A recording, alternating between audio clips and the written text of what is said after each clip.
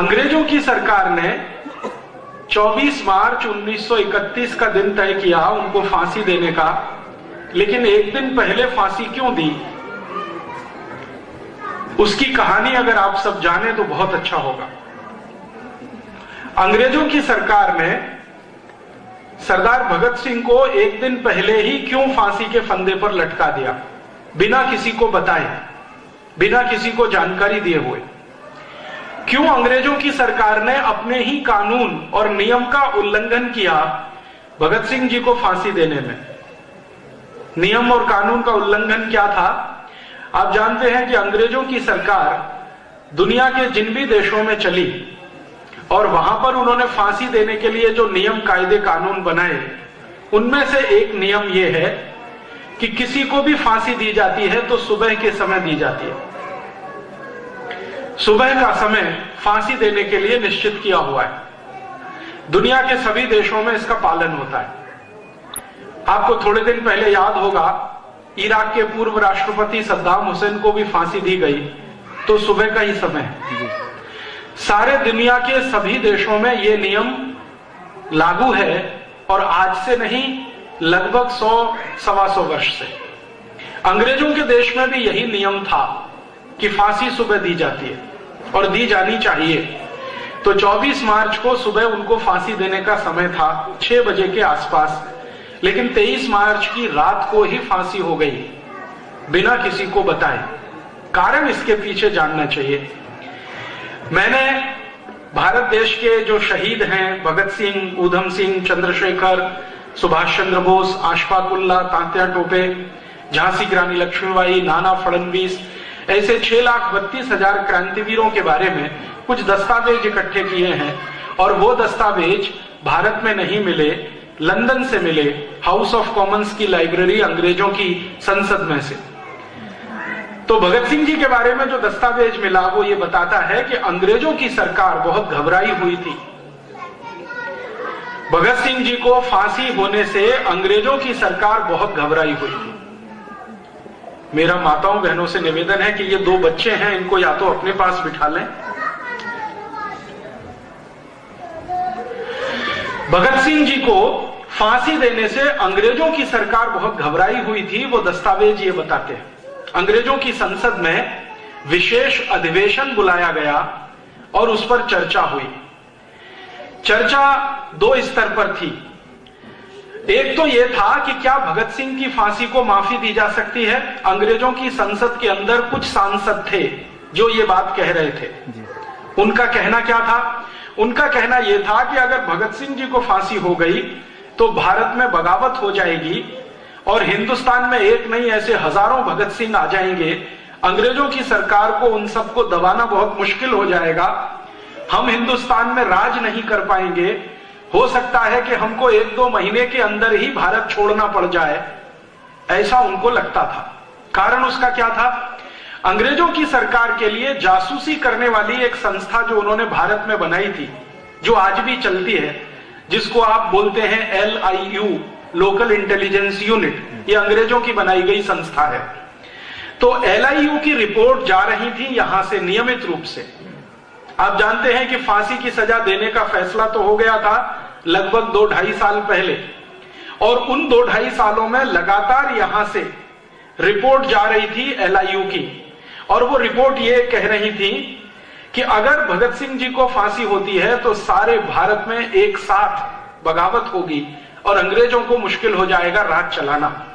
तो अंग्रेजों की संसद में इस बात का बहुत डर था। उसी समय संयोग से 1930 और 31 में महात्मा गांधी लंदन गए हुए थे अंग्रेजों की सरकार से वार्ता करने के लिए। अंग्रेजों का उस समय का जो सबसे बड़ा नेता था, व्यक्ति था, लीडर था, वो इरविन था। इरविन के साथ गांधी जी की बात जब चल रही थी तो इरविन ने गांधी जी को कहा कि आप अगर चाहें तो हम भगत सिंह की सजा को माफ कर सकते हैं। गांधी जी ने कहा बिना शर्त? तो उन्होंने कहा नहीं, बिना शर्त तो नहीं, शर्त है उसकी। शर्त क्या है? तो गांधी जी के सामने इरविन ने कहा कि देखिए, हमारी एक ही शर्त है कि आप भगत सिंह जी को निवेदन करें, अपील करें कि वो एक माफीनामा लिखें। Sorry, I am very sorry, मैंने अंग्रेजों के खिलाफ बगावत की है, मुझे इसका बहुत अफसोस है, दुख है, मैं आगे ऐसा कभी नहीं करूंगा, इस तरह का एक माफीनामा लिखें और भगत सिंह जी के हस्ताक्षर उस पर हों और मेरे सामने आप उसे प्रस्तुत करें। ये इरविन कह रहा है गांधी जी से। तो मैं अपनी संसद को कहूंगा कि वो एक स्वर से भगत सिंह की सजा को माफ करे। गांधी जी ने कहा कि मैं ऐसी कोई भी शर्त मान नहीं सकता जिसके बारे में भगत सिंह जी का कंसेंट मेरे पास ना हो। तो इरविन ने कहा कि आप भगत सिंह जी का कंसेंट ले लीजिए, समय आपके पास है, 1 साल का वक्त है। तो गांधी जी ने कहा कि मैं अभी तुरंत थोड़ी 2-4 दिन की आपसे मोहलत चाहता हूं, मैं एक टेलीग्राम करूंगा, मेरे एक मित्र को टेलीग्राम करूंगा, वो लाहौर सेंट्रल जेल में भगत सिंह जी को मिलेगा और आपने जो कहा है मैं वो भगत सिंह जी तक पहुंचाने की कोशिश करूंगा। अगर बात बनती है तो हम इस पर आगे जाएंगे। गांधी जी ने एक टेलीग्राम किया। भारत देश के एक अच्छे व्यक्ति, महत्वपूर्ण व्यक्ति, उनका नाम था तेज बहादुर सप्रू। इलाहाबाद हाई कोर्ट में बहुत ऊंचे वकील माने जाते थे, कश्मीरी थे। गांधी जी का टेलीग्राम सप्रू जी के पास आया और कहा कि तुरंत जाओ लाहौर जेल में, भगत सिंह जी को मिलकर आओ और पूछो कि इरविन ऐसा कहता है कि आप एक माफीनामा लिखकर दो तो आपकी सजा फांसी की माफ की जा सकती है। सप्रू जी जब पहुंचे भगत सिंह जी को मिलने के लिए और ये जानकारी उन्होंने जब भगत सिंह जी के सामने दी तो उन्होंने कहा कि मुझे कोई भी शर्त अंग्रेजों की मंजूर नहीं है, मैं नहीं मानता कि मैंने कोई गलत काम किया है, इसलिए माफीनामा लिखने का कोई प्रश्न नहीं है। सप्रू जी ने एक दूसरे तरह से उनको समझाया कि भगत सिंह जी, अगर आपकी फांसी रुक जाएगी, आप जेल से छूट जाओगे, तो आपके जैसे कितने क्रांतिवीरों को आप ट्रेनिंग दे सकते हो, तैयार कर सकते हो, भारत की आजादी जल्दी आएगी। तो भगत सिंह जी ने उनकी बात को काटते हुए कहा कि नहीं, उल्टा होगा। अगर मैं छूट गया, मेरी फांसी की सजा माफ हो गई, मैंने ये माफीनामा लिखकर दे दिया, तो भारत में अंग्रेजों के खिलाफ बगावत का ये जो अभियान शुरू हुआ है, ये पूरा अभियान ही ठंडा पड़ जाएगा, दूसरा कोई भगत सिंह इसमें से निकलकर नहीं आएगा। सप्रू ने कहा क्यों? तो भगत सिंह ने कहा कि हिंदुस्तानियों की एक खासियत है, भारतवासियों की एक खासियत है कि वो मरने से नहीं डरते हैं, लेकिन मरने से पहले का जो दर्द होता है उसको वो सह नहीं सकते। ये बहुत गहरी बात उन्होंने कही। मरने से तो नहीं डरते हैं, 1 मिनट में मृत्यु आ जाए कोई हिंदुस्तानी को उससे फर्क नहीं पड़ता, लेकिन मृत्यु आने के पहले का जो दर्द होता है वो उनकी तकलीफ बढ़ा देता है। मैं भी ऐसा ही एक हिंदुस्तानी हूं, मैं मेरी तकलीफ बढ़ाना नहीं चाहता, मैं तय कर चुका हूं कि मुझे फांसी हो जाए, कोई फर्क नहीं पड़ता। सप्रू जी का दूसरी बार, तीसरी बार, 3 बार आना हुआ लाहौर सेंट्रल जेल में सिर्फ ये समझाने के लिए।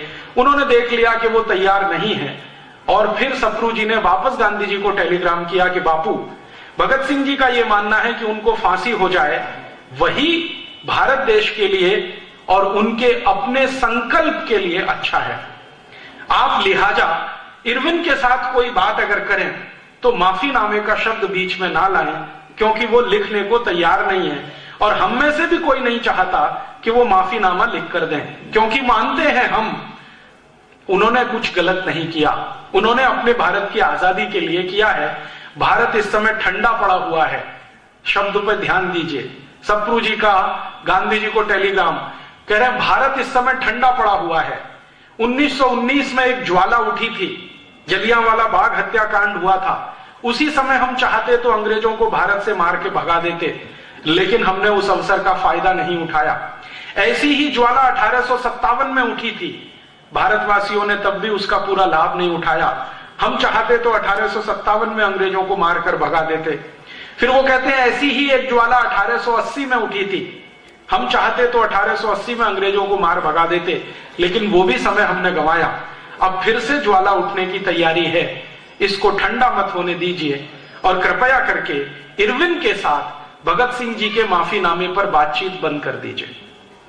गांधी जी को टेलीग्राम मिला, लंदन में उन्होंने एक मीटिंग बुलाई, उस मीटिंग में वो सब क्रांतिवीर शामिल थे जो लंदन में रहकर भारत की आजादी की लड़ाई के लिए काम करते थे। उनके सबसे बड़े नेता थे श्यामजी कृष्ण वर्मा, आप सभी जानते हैं।